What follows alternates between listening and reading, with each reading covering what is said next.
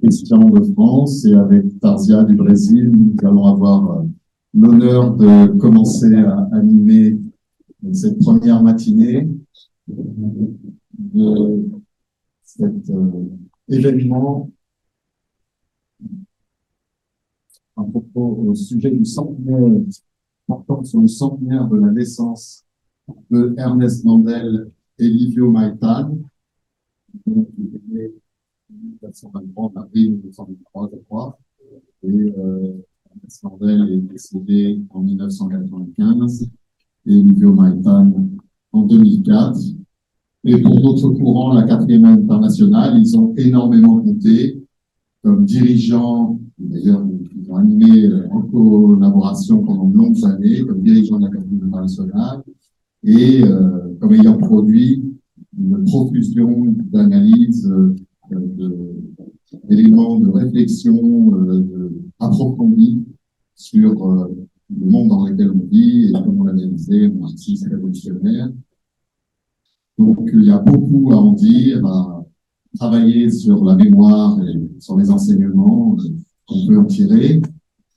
Donc, cet événement est organisé, comme vous avez pu le voir, avec une introduction générale, 3 introductions générales ce matin pour cette première heure. On fera une courte pause et ensuite commenceront les tables rondes qui reprendront différents aspects qu'on voulait approfondir de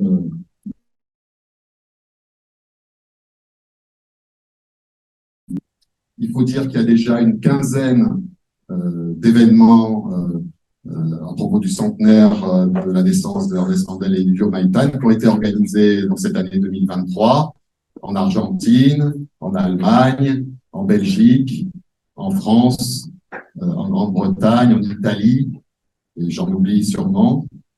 Donc voilà, ce centenaire est l'occasion de faire part et transmettre tout ce que l'on trouve dans les apports d'Ernest Mandel et de Livio Maïtan comme marxiste révolutionnaire et dirigeant de la quatrième internationale.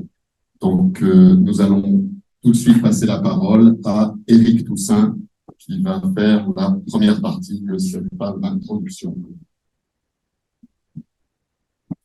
Bonjour à chacun et chacune, c'est vraiment un plaisir d'être avec vous ce matin, que ce soit en présentiel ou en ligne.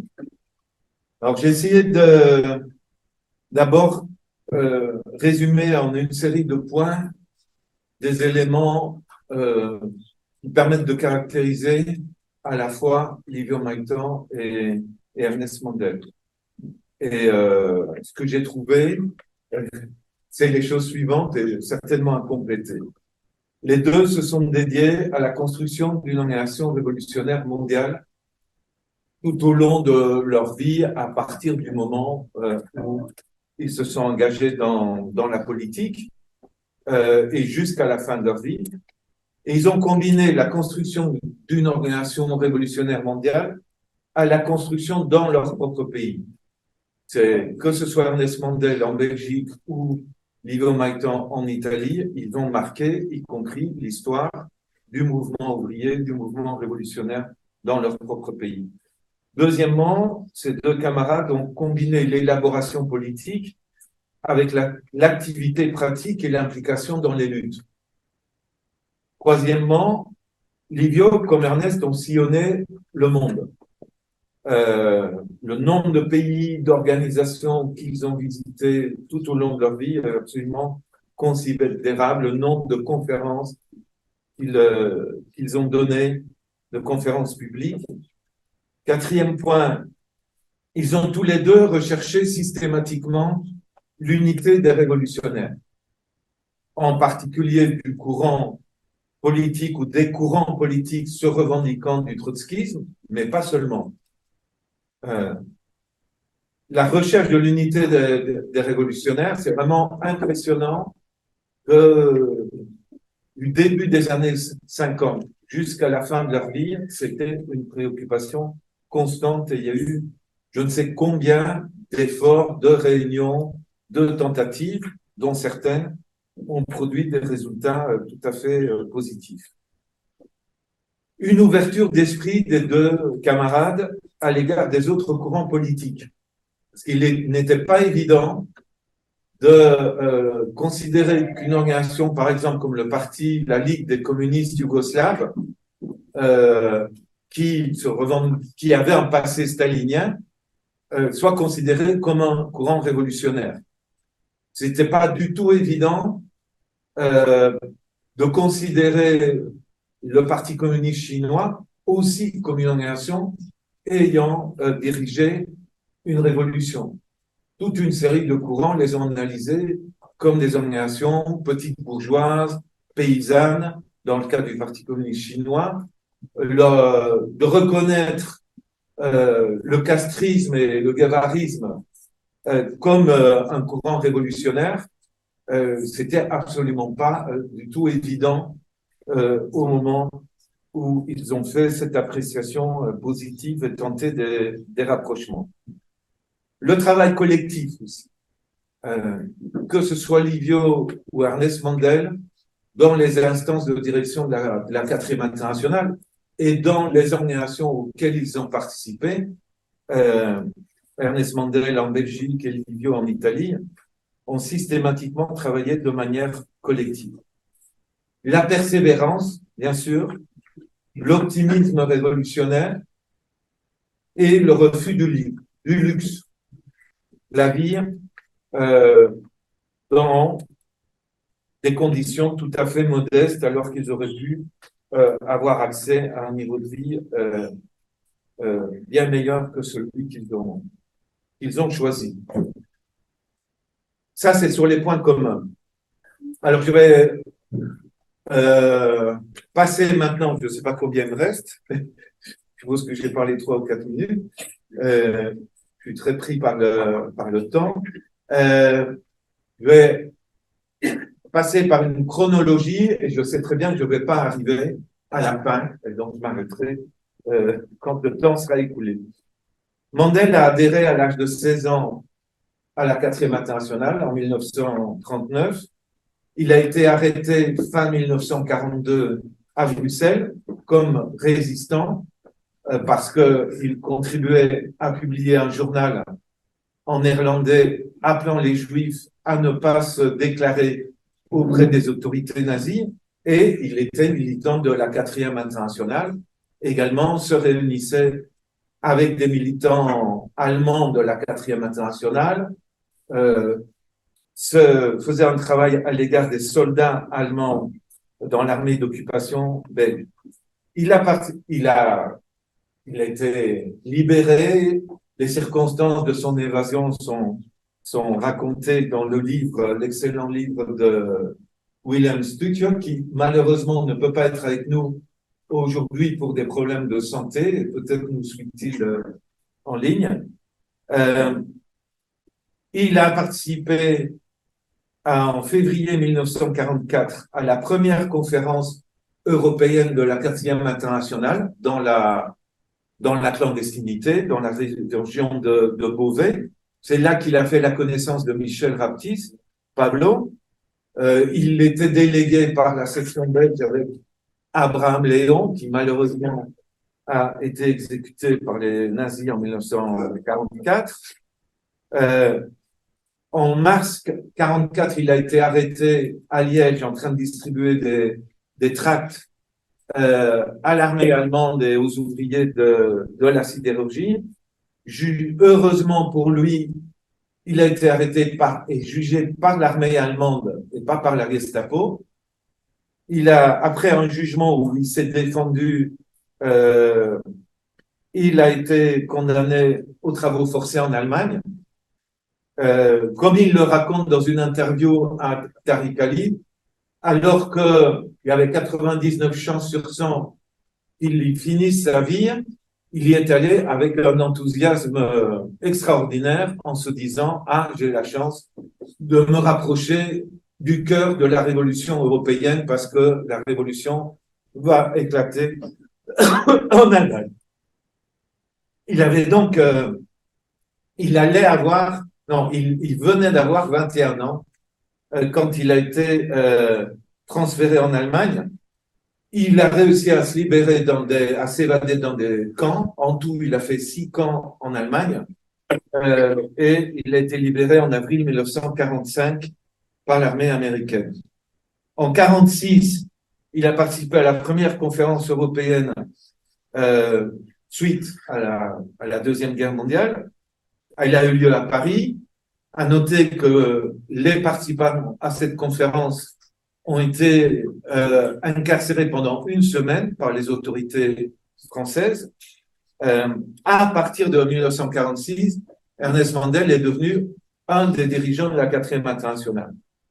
À cette conférence de 1946, il y avait non seulement des Européens, mais également un dirigeant du SWP des États-Unis, Brightman.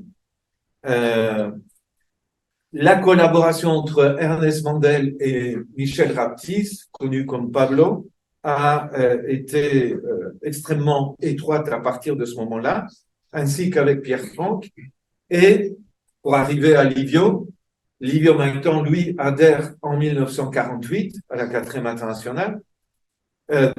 Tout de suite, il connaît Ernest Mandel lors d'une conférence à Paris, puis lors d'un voyage d'Ernest Mandel en Italie.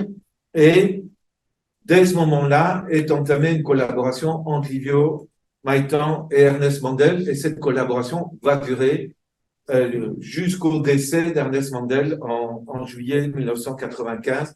Donc, elle a duré 47 ans, quasiment 50 ans de collaboration tout à fait étroite.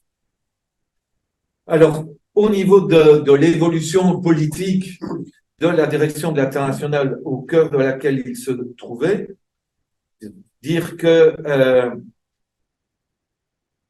après quelques tâtonnements, la direction de la 4e internationale reconnaît la révolution yougoslave comme un processus révolutionnaire authentique, ainsi que la révolution chinoise. Pour Mandel, d'ailleurs, l'organisation, la Ligue des communistes yougoslaves ou le PC chinois n'est pas stricto sensu une organisation stalinienne. Ça le différencie en partie d'autres comme Pablo.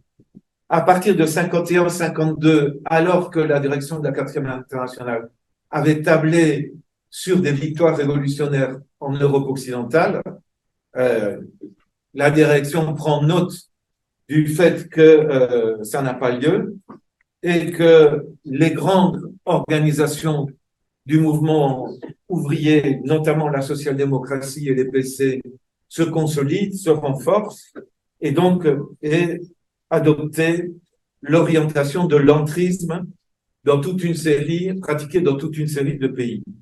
Cette orientation est adoptée à la fois par Pablo, Mandel, Pierre Franck, Livio, James P. Cannon de la direction du WP américain, et la décision est de pratiquer l'entrée soit dans la social-démocratie, soit dans un PC, en Grande-Bretagne, en Belgique, en Autriche, au Japon, en France et en Italie. Par contre, cette orientation n'était pas appliquée, et c'était une décision de la direction, elle n'était pas d'application aux États-Unis, au Sri Lanka, en Inde, en Bolivie et dans d'autres pays d'Amérique latine. Entre la fin de la Seconde Guerre mondiale et 1953, il y a un fonctionnement commun entre la direction du SWP des États-Unis, donc l'organisation trotskiste depuis la fondation de la 4e internationale aux États-Unis, et les Européens. Mais à partir de 1953, il y a une rupture entre le SWP et les Européens, sachant qu'entre-temps, l'orientation triste avait provoqué une crise dans la section française. Je n'ai pas le temps de l'aborder. Le SWP décide de rompre avec les Européens, s'en prenant en particulier à Michel Raptis, Pablo, en allant jusqu'à le traiter de liquidationniste de la 4e internationale et en allant jusqu'à insinuer qu'il était un agent stalinien. À la même époque, Jerry, il est en Grande-Bretagne, quitte la 4e internationale, de même que Nahuel Moreno en Argentine, et ils forment leurs courants respectifs, ou leurs organisations respectives forment avec l'USWP le comité international, qui va fonctionner de 1900, bon an, mal an, de 1953 à 63. Pendant 10 ans, Ernest Mandel, Livio, Pierre Franck et d'autres Européens, Georges Junklas, par exemple, de la direction de la section allemande, vont faire un maximum d'efforts pour obtenir la réunification. Ernest va maintenir systématiquement une correspondance avec des dirigeants américains, envoyer des signaux pour essayer de réunifier, et ça aboutit à un processus de réunification à partir de 1961 et un congrès de réunification en 1963, donc qui couronne des efforts extrêmement importants. Au moment de la réunification, une rupture 2 ans avant s'est opérée avec le courant dirigé par Posadas, et à la réunification, le courant de Nahuel Moreno ne participe pas, il mettra 1 an de plus avant de participer à la réunification à partir de 1964. Des problèmes qui avaient surgi à plusieurs moments entre Livio, Ernest et Pierre Franck, le trio uni d'un côté et Pablo de l'autre, des tensions avaient progressivement augmenté, Pablo considérant que il n'y avait pas de perspective révolutionnaire en Europe à partir de la fin des années 50 et que la 4e internationale devait miser tout sur la révolution coloniale en accompagnant les processus de la révolution coloniale.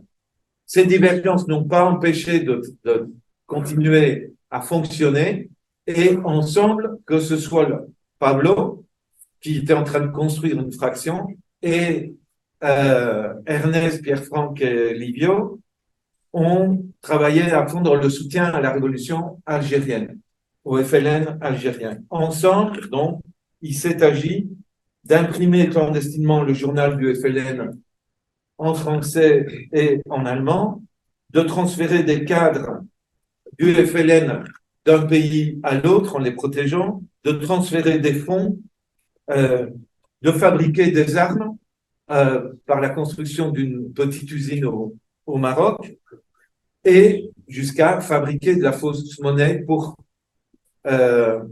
laquelle Pablo et Santen de la direction de la section hollandaise ont été condamnés suite à une opération de police menée conjointement par la police allemande et la police hollandaise. Pendant l'emprisonnement de Pablo, se tient un congrès mondial en janvier 61 à Düsseldorf, au moment où il y a la grève générale, une grève générale extraordinaire en Belgique, avec plus d'1 million de participants pendant 6 semaines de grève générale. Et par exemple, Ernest Mandel est partagé entre la Belgique, où il dirige un hebdomadaire, la gauche, qui intervient massivement avec des dizaines de milliers d'exemplaires de chaque numéro de la gauche vendus pendant la grève générale, et la participation au congrès mondial qui a lieu en même temps. Ce congrès a lieu sans Pablo, qui est emprisonné, et avec une forte délégation, et présente une forte délégation latino dirigée par Posadas, qui va ensuite rompre avec la 4e internationale et créer son propre courant. Il y a le congrès alors de réunification en 1963.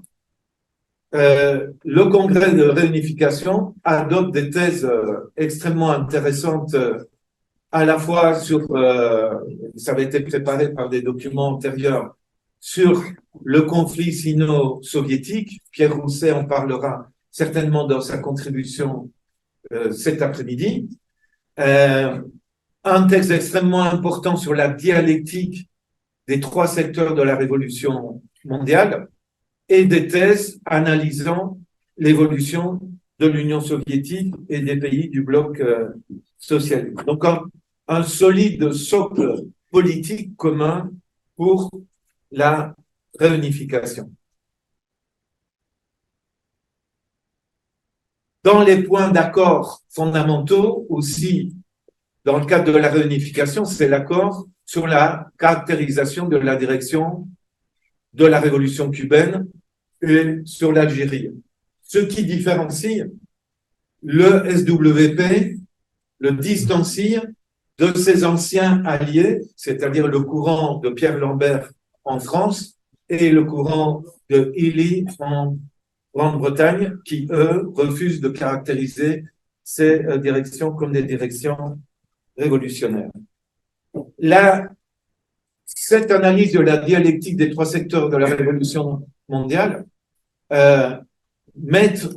prépare très bien la 4e internationale à l'année 68 et à la nouvelle période ouverte par l'année 68. Parce que les thèses sur les trois secteurs de la révolution mondiale et la dialectique, l'interaction, l'interconnexion entre l'évolution dans les trois secteurs de la révolution mondiale sont démontrés pratiquement par ce qui se passe à partir de 66-67 avec le puissant mouvement anti-guerre aux États-Unis, mais aussi en Europe et au Japon, par le mai 68 en France, le mai rampant en Italie, les mobilisations étudiantes au Mexique, en Yougoslavie, l'offensive du Tet au Vietnam, qui est une offensive partiellement victorieuse avec la prise de Saïgon par les révolutionnaires vietnamiens, et le printemps de Prague, avec aussi des bouleversements en Yougoslavie. Et donc là, 68-69, c'est la démonstration de la dialectique des trois secteurs de la révolution mondiale et la capacité de cet effort persévérant de maintenir un cadre ou de réunifier un cadre autour de la 4e internationale est couronné, on va dire, de succès par l'adhésion d'une nouvelle génération de révolutionnaires en France, en Allemagne, en Suisse, en Belgique, aux États-Unis, au Japon et progressivement dans les années qui suivront en Espagne, au Portugal. Une progression très importante alors de la 4e internationale en termes d'effectifs. Je vais m'arrêter là parce que j'avais évidemment un développement à faire. Faut laisser 2-3 minutes de plus. Bon, alors j'avance un petit peu.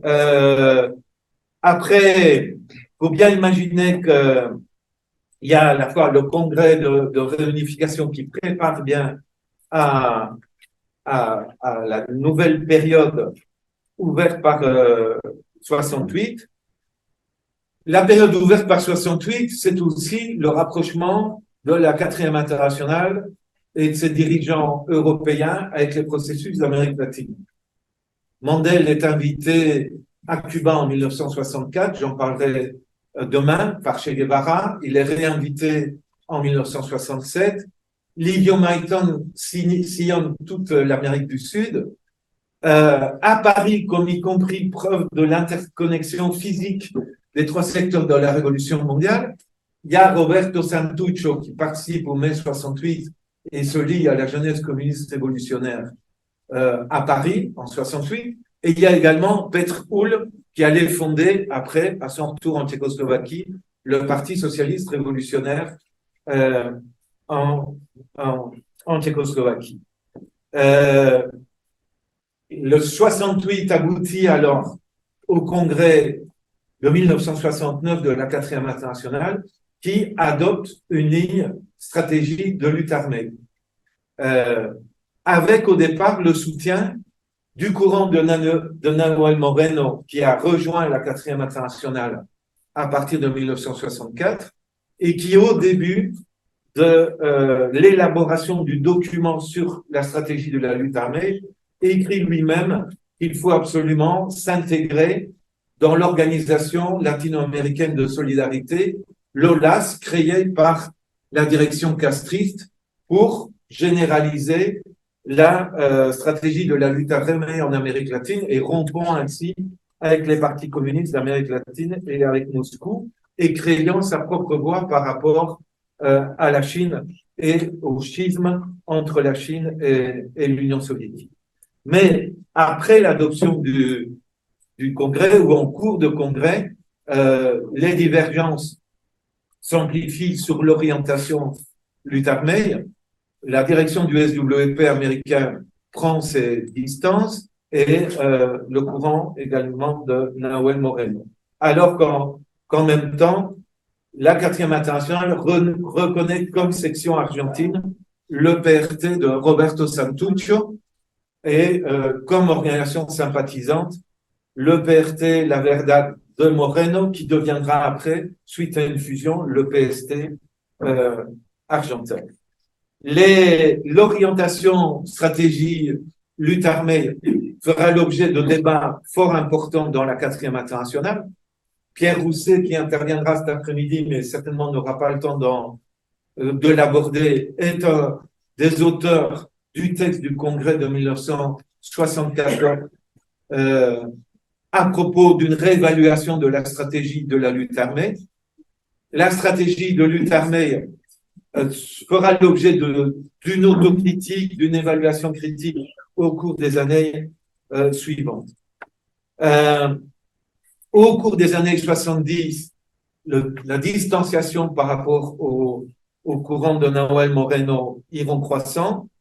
Des difficultés naissent, des débats sur la lutte armée notamment se résoudront avec le SWP américain et aboutiront au congrès de 1979 à un accord de nouveau réaffirmé entre le SWP américain et la majorité européenne, ce qui amènera à la dissolution de la tendance dite majoritaire, la TMI, et de la fraction léniniste-trotskiste animée par le SWP américain. Et donc là, je m'arrête. Certainement que Roberto Robaina, qui interviendra cet après-midi sur une vision de la 4e internationale et de l'apport de Ernest Mandel et de Livio du point de vue du courant moréniste, pourra compléter le tableau que je viens de dresser. Bon, merci beaucoup pour votre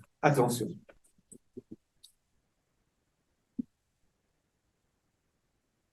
Donc, Éric Toussaint du bureau à laquelle la 4e internationale a fait la première intervention. Et donc, ensuite suivront les contributions de Penny Degan et Alex de Jong, également du bureau de la 4e internationale.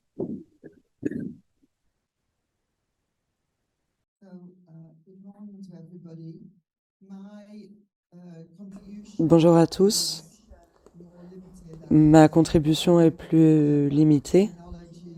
Je ne vais pas poursuivre la chronologie des travaux internationalistes de Livio qu'Éric a commencé. Mais ma contribution vise à souligner l'importance des écrits de Livio lorsqu'il participait à la direction de la 4, que j'ai eu le privilège, la tâche d'examiner pour leur édition en anglais et en français. Daniel Ben Saïd en a fait la préface avec Jacques Derrida, et ils disent l'héritage, c'est pas une chose qu'on reçoit et qui est déposée à la banque. Ce sont des affirmations actives et en les portant, nous affirmons l'héritage que Ernest Mandel et Livio Maitan nous ont laissé pour la construction de notre internationale. la richesse des discussions des 5 derniers jours, pendant lesquels on a partagé le meeting annuel de la direction de la 4e internationale, témoigne de la santé et de la vie des héritages que nous avons reçus et qu'on affirme comme étant les nôtres. Comme Eric disait, l'activité internationaliste de Livio traverse des périodes qui vont de l'après-Seconde Guerre mondiale à la longue marche du siècle de l'après-guerre, les longues années 60 et 70, la difficile période des années 80 et le collapse de l'URSS, jusqu'à l'avancée du mouvement pour la justice globale dans les années 90, puis les zapatistes en 94, Seattle en 99 et tout ce qui vient dans les années 2000 jusqu'à évidemment sa mort.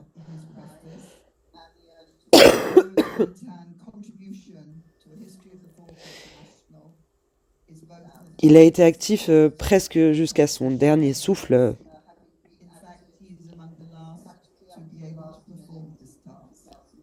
en 2004. Donc les mémoires de Livio, elles sont en lien avec son activité comme membre de la direction de la 4e à cette période. Et comme le disait aussi Daniel Ben Saïd dans sa préface, la contribution de Livio Maitan à l'histoire de la 4e internationale, c'est à la fois la voix d'un témoin et la transmission d'un héritage. Et de fait, il est un des derniers à pouvoir remplir cette tâche. Évidemment, nous sommes très reconnaissants à Livio d'avoir contribué tant de temps à la direction de la 4e internationale.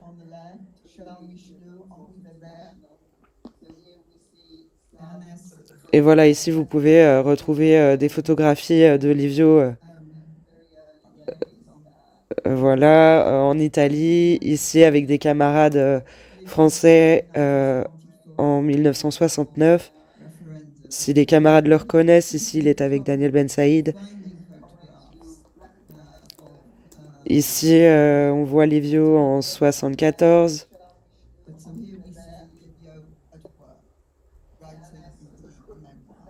Et on a eu des difficultés en fait à trouver des photos pour le livre des mémoires. Voilà. Parmi les mémoires, on retrouve des camarades de cette période qui ont contribué aux travaux et à l'histoire de la 4, dont Ernest Mandel, qui a été le sujet d'une importante biographie. Comme Eric le disait, on regrette l'absence des auteurs de cette biographie. Vous pouvez retrouver les références et les livres sur les tables. Et sont évoquées donc dans ses mémoires ses activités, ses contributions, puisque comme disait Eric, il a été très actif, notamment en Italie, avec ce que les camarades faisaient pour construire la 4.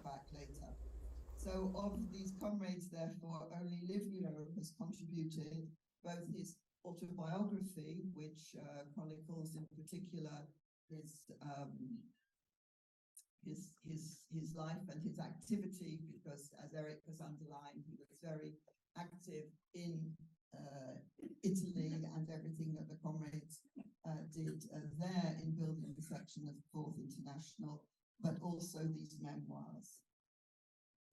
So what he himself says about the memoirs is, remember that this is a history of the activities of the international leadership of the Fourth International, and the activities of its sections are evoked only in relation to major events with global repercussions or because of their impact on the life of the international.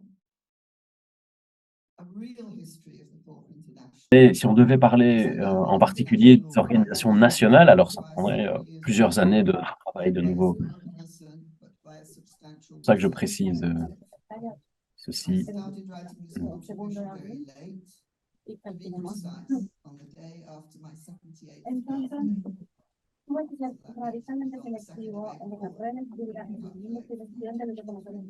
J'ai dû être très sélectif dans la sélection des documents. Je vais parler de Comment étiez Livio en tant que personne? Il était toujours intéressé par la lutte des classes, il était toujours prêt à travailler, comme l'a dit Eric, surtout en Amérique latine, mais aussi jusqu'en Asie et dans les recoins les plus éloignés d'Europe, jusque dans les rues froides et humides de Belfast, auxquelles je l'ai accompagné avec les camarades du Sinn Féin. C'est de ce point de vue, que, comme le dit le titre de la présentation,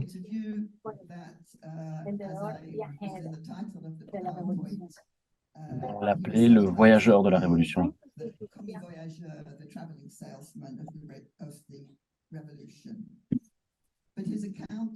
Donc là, on voit les 3 éditions de ses mémoires, pensées en anglais et en italien. Il n'était pas seulement intéressé dans la lutte des classes, mais aussi il avait un intérêt pour les personnes, avec une très profonde, une humanité très profonde.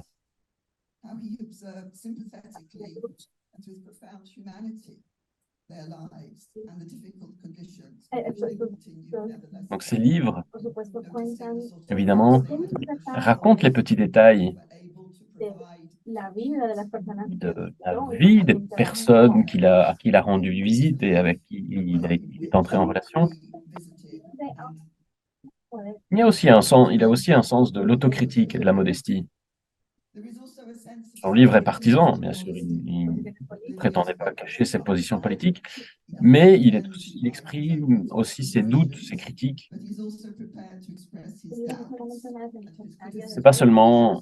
Ce livre n'est pas seulement une défense sectaire, n'est pas une défense sectaire de ce que dit la quatrième internationale.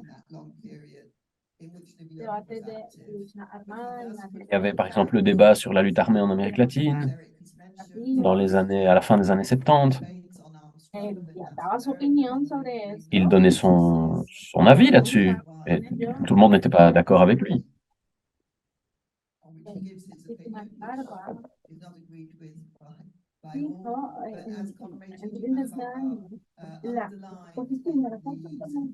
La position de la quatrième internationale sur cette question, sur la question de la lutte armée, était une position très, très active. Et elle a attiré à la quatrième internationale des jeunes radicalisés. Donc on doit se souvenir, bien sûr, on doit se rappeler quels ont été les débats et les positions qui ont été prises à cette époque. Évidemment, on pourrait aussi discuter d'aujourd'hui. Quelles seraient nos positions aujourd'hui? Livio, il était complètement... Il avait consacré sa vie à la Révolution, mais c'était aussi quelqu'un de très cultivé. Il était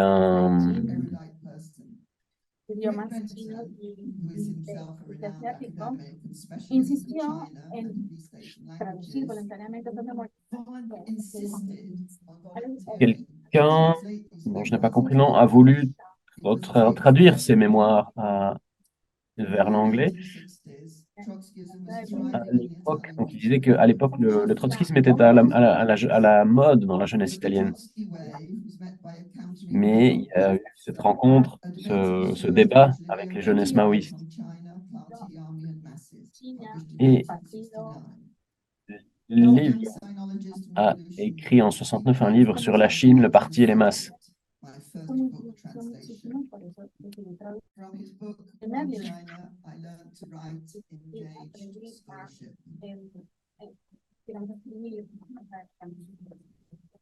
Donc, l'auteur s'est politisé à travers ce livre et a commencé à écrire. Gregor a commencé à écrire de manière académique à partir de ce livre de Livio. Livio aurait pu avoir une carrière académique brillante, mais il s'est écarté de ça, après avoir reçu d'ailleurs une offre de l'Université de Rome, pour essayer son objectif, c'était de renverser le capitalisme.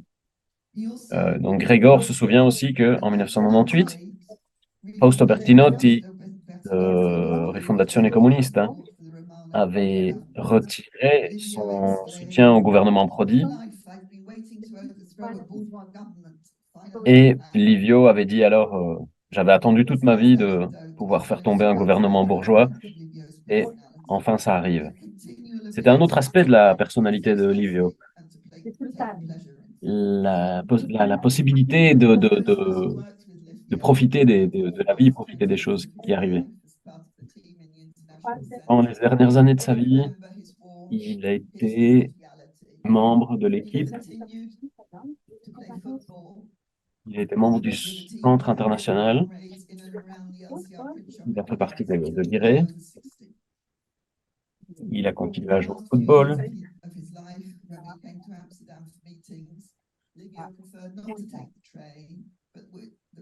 il a travaillé à Paris jusque très tard, après ses 60 ans.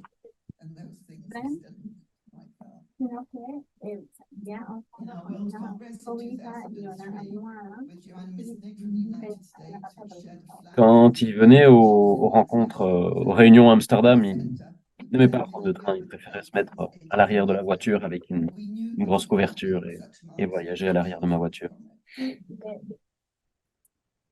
Au congrès mondial en 2003, euh,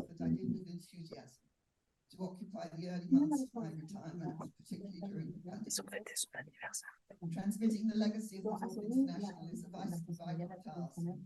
une anecdote sur le congrès mondial en 2003. Ensuite, j'ai assumé la responsabilité de la traduction et de l'édition de ces mémoires en anglais et en français. Et je l'ai fait avec enthousiasme. Au début de ma retraite, notamment pendant la pandémie, transmettre le legs de la 4e internationale est quelque chose de vital.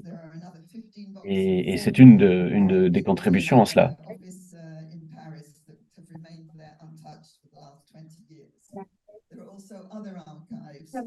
En plus de l'édition de ce livre, on doit aussi remercier, valoriser le travail des camarades qui ont fait un travail de classification des archives et en ligne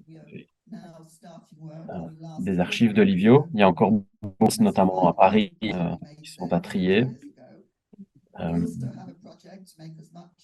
Mais nous allons continuer à travailler, et notamment pour que les futures générations puissent apprendre et bénéficier de ces expériences. Et donc, pour revenir aux mémoires de Livio, et pour conclure avec une citation de Daniel Ben Saïd, de la préface de Daniel Ben Saïd. Le manuscrit a été brutalement interrompu en 1995 avec le rapport du 13e congrès de la 4e internationale et avec les notes de travail concernant la mort d'Ernest Mandel cette année-là. Cette interruption et la mort de Mandel avaient une valeur symbolique. C'était aussi un peu l'idée de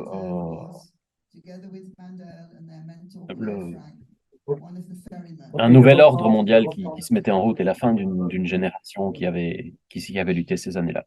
Merci.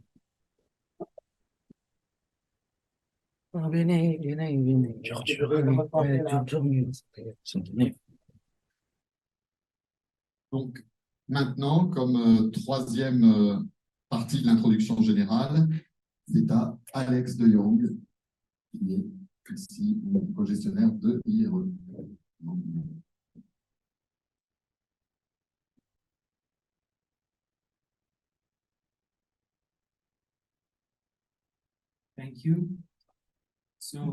En tant que l'un des deux co-directeurs de l'Institut international pour la recherche et pour l'éducation ici à Amsterdam, je cherche à conserver et transmettre le travail d'Ernest Mandel et d'Olivio Maitan constituent l'une des parties importantes de notre travail. Et lors des années récentes, de formation pour les militants sociaux, nous mettons cela très souvent au cœur de notre travail. Mais depuis longtemps, nous avons le projet de republier, de rééditer le travail d'Ernest Mandel. Ernest Mandel a publié dans de nombreuses langues sur de larges éventails de sujets. Nous avons trouvé utile et nécessaire de rééditer certains de ses premiers écrits, mais aussi certains de ses écrits plutôt vers la fin de sa vie, écrits qui avaient tendance à être oubliés. Donc, l'un des problèmes que nous avons eu lorsque nous avons lancé ce projet de nouvelle édition, c'est qu'il a écrivé sur tant de sujets du coup militaire en Indonésie en 1965 jusqu'à la pensée de Spinoza qu'il était difficile de faire le tri, de savoir par où commencer. Ses œuvres majeures comme le capitalisme tardif et les ondes longues du capitalisme, du développement capitaliste qui ne reçoit pas l'attention qu'elle mérite, évidemment, sont au centre du travail d'Ernest Mandel.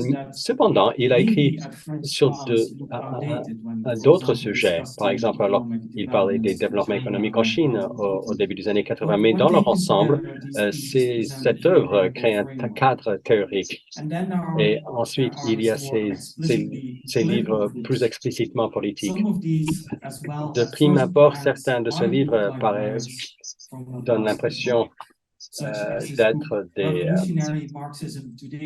des vestiges d'une autre ère, par exemple, sur le marxisme révolutionnaire aujourd'hui, ou sa critique de l'eurocommunisme courant qui paraissait voué à la disparition. Mais ces livres aussi restent pertinents et offrent une analyse pertinente. Par exemple, dans son livre sur l'eurocommunisme, dans lequel Mandel critique l'idée selon laquelle l'État capitaliste peut être transformé graduellement, critique, à nouveau, pertinente dans nos échanges avec des courants néo-réformistes. Alors, par où commencer et que publier avec tant de textes dans des pamphlets, des livres à moitié oubliés. C'était plutôt des souris qui dévoraient l'œuvre de Mandel. Là, c'est notre volume, presque oublié, son échange avec le radical, le militant allemand, Hannes Paoli, sur le marxisme ouvert. Avec Arnoli, dans cet échange, il se décrit comme étant un soldat du marxisme qui se donnait comme tâche le développement d'un marxisme ouvert, capable de faire face aux nouvelles évolutions, aux nouvelles questions. Il faut donc centrer notre sélection sur des textes qui montrent justement cette volonté de s'ouvrir aux nouveaux développements, aux nouvelles évolutions, ou qui démontre ce que Mandel décrivait lui-même comme un marxisme orthodoxe pour les nouvelles générations. Le premier recueil met l'accent sur des textes pédagogiques, par exemple son introduction très connue à la théorie marxiste. Pour vous donner une idée de l'influence de ce bouquin, lorsqu'il a été traduit par une mésédition néerlandaise à un prix de l'équivalent de 2 €. Mandel n'a pas demandé de royalties, mais ce petit livre a vendu à des 10 milliers d'exemplaires. Cela a pu contribuer à la création d'une nouvelle maison d'édition marxiste ici aux Pays-Bas. Ces compétences sont très souvent encensées ou louées. Il avait un cerveau presque encyclopédique. Il pouvait dresser une liste sans fin d'exemples concrets pour illustrer des propos théoriques. D'ailleurs, s'il fallait critiquer ces textes pédagogiques, en fait, ce serait de dire que le recours aux exemples est peut-être excessif, que c'est comme si l'explication était un peu trop complète, plus complète que suggérerait le marxisme ouvert, justement. Le deuxième recueil TEDx publie son débat avec Chris Harman, l'un des théoriciens principaux de la tendance socialiste internationale en Grande-Bretagne. Ce débat avec Chris Harman, au centre de ce débat est la question de l'analyse, de la compréhension de l'Union soviétique. Chris Harman, qui malheureusement est décédé en 2009, quelques mois après avoir pris la parole ici même à Amsterdam, dans l'Institut, a défendu la position selon laquelle l'économie soviétique devrait être analysée comme une forme de capitalisme d'État, alors tandis que Ernest Mandel défendait la position orthodoxe de l'Union soviétique comme État ouvrier dégénéré. Bien entendu, c'est une question qui aujourd'hui semble avoir perdu une partie de son importance. Mais comme dans les analyses contextuelles de l'économie, il soulève des éléments théoriques qui restent pertinents. Aujourd'hui, Mandel dit à juste titre qu'à l'époque, Harman exagérait le soi-disant lien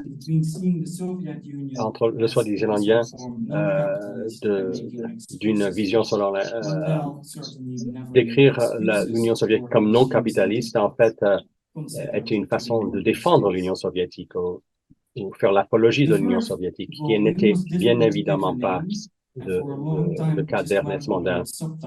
Le sous-titre de ce volume et c'est le troisième volume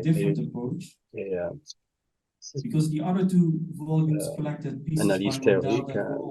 Il s'agissait de publier des textes déjà disponibles en anglais, mais pour les deux premiers volumes. Mais pour le troisième volume, en fait, il s'agit de traduction d'allemand et de néerlandais, des langues pas très connues dans le monde anglophone ou ailleurs.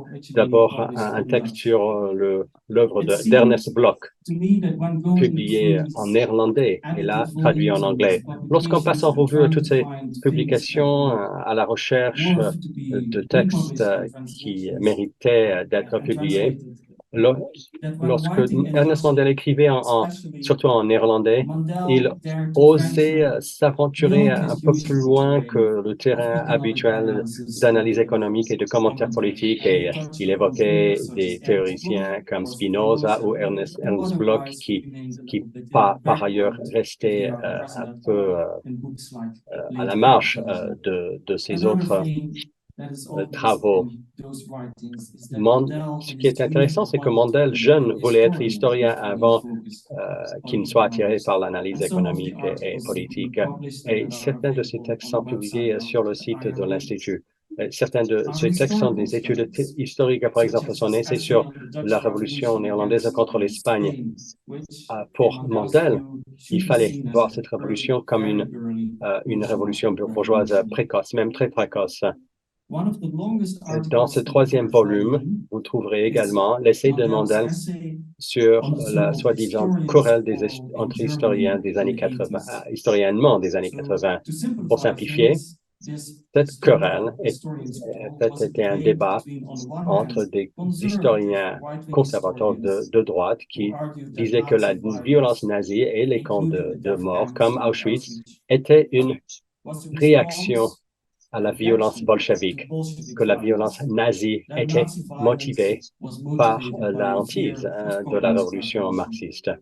De l'autre bord, On trouvait des historiens et des penseurs plus progressistes comme Jürgen Habermas qui insistaient pour dire que les racines de cette violence nazie se trouvaient dans l'histoire allemande, que toute tentative de décrire cela comme une réaction à des facteurs externes était une façon, en fait, d'esquiver toute responsabilité.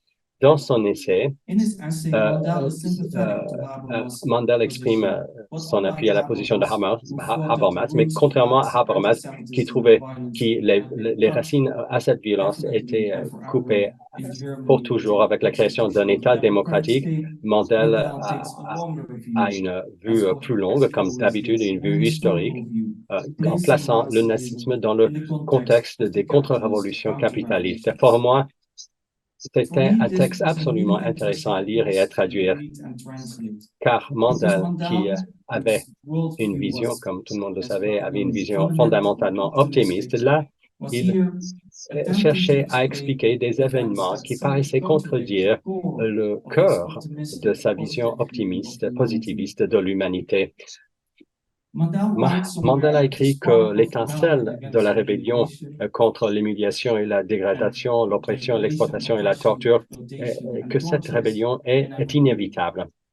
Mais lorsqu'il écrivait sur Auschwitz, Mandel avait clairement du mal pour dire que c'était assez. Sincèrement, ce texte a atteint les limites de ce qui peut être fait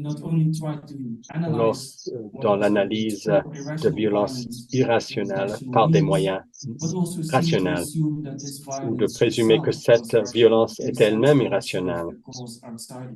Par exemple, lorsque Mandel écrit que la rhétorique nazie sur le soi-disant judéo-bolchevisme ne correspond en aucun cas à une contradiction interne ou peur personnelle de Hitler et des sbires. Comme le dit Mandel, cet antisémitisme nazi était de la pure démagogie visant à prendre le pouvoir comme sa démagogie pseudo-socialiste. Cela explique le recours à cette rhétorique par les nazis, mais cela n'explique pas vraiment pourquoi l'antisémitisme nazi est devenu un objectif en soi. Un autre aspect qui m'a frappé en essayant de trouver des textes peu connus de Mandel, que c'était clair, surtout vers la fin de sa vie, il reprenait constamment la question du nazisme, du fascisme et de la guerre. Pendant toute sa vie, c'était une pierre angulaire morale importante pour lui. La question était de savoir qu'auriez-vous fait?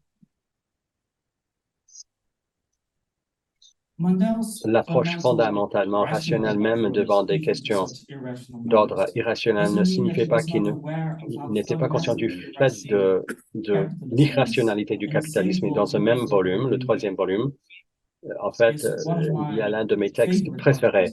C'est un exemple précoce de l'écologie marxiste intitulé « La dialectique de la croissance ». Mandel développe une critique précoce de la manière dont le capitalisme traite les ressources naturelles comme sans fin et donc gratuit. Le progrès est un fruit de la rationalité économique et décidée par la nature sociale des relations de production. Le profit quantifie en termes monétaires seulement cela qui a un prix et en écartant tout ce qui n'a pas de prix. Cela veut dire que l'objectif de profit, quel que soit l'effet sur la société en tant que tel, n'est pas l'expression d'un objectif complet à long terme. Tout cela qui augmente les profits directs d'une entreprise peut réduire les revenus d'une société dans son ensemble.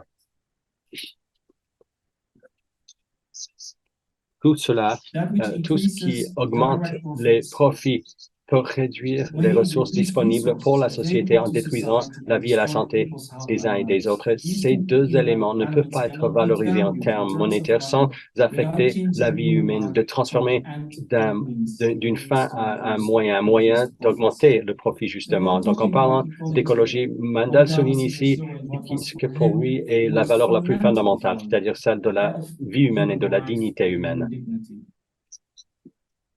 Surtout vers la fin de sa vie, Mandel citait souvent une citation de Trotsky que même si toutes les contradictions, tous les principes du marxisme étaient prouvés erronés, et Mandel ne pensait pas que cela puisse se produire, mais même si cela se produisait, la tâche pour les socialistes resterait la même. La tâche est celle d'être du côté des opprimés et de se battre avec eux pour un monde meilleur. Mandel écrit que l'économie capitaliste marchande, c'est-à-dire où se généralise le marché, produit une contradiction croissante entre la rationalité économique de ses composantes et l'irrationalité socio-économique de l'ensemble. Il a écrit cela il y a des décennies, mais aujourd'hui, avec un capitalisme incapable d'atténuer et encore moins arrêter la crise climatique, ce sont des paroles très pertinentes. En guise de conclusion, je pense que nous pouvons tous être d'accord avec Mandel lorsqu'il dit que l'issue de la crise et de cette irrationalité, à chaque fois plus irrationnelle, du capitalisme était une auto-activité, une rébellion croissante, une capacité des gens de prendre en main leur sort, de créer plus d'égalité et de solidarité sans frontières. Nous espérons que ces livres et nos autres publications aideront justement à allumer des étincelles de la rébellion. Merci de votre attention.